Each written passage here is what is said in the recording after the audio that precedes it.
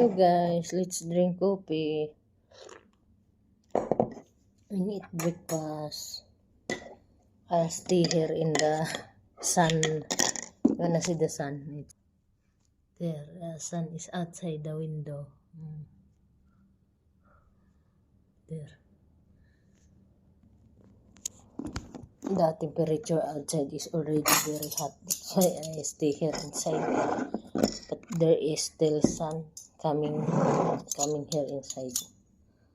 Let's eat breakfast noodles because I want the warm soup.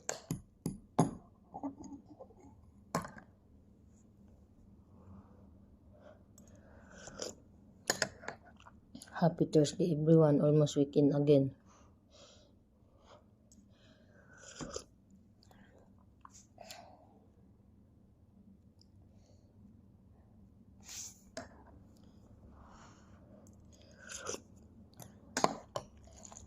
Very hot.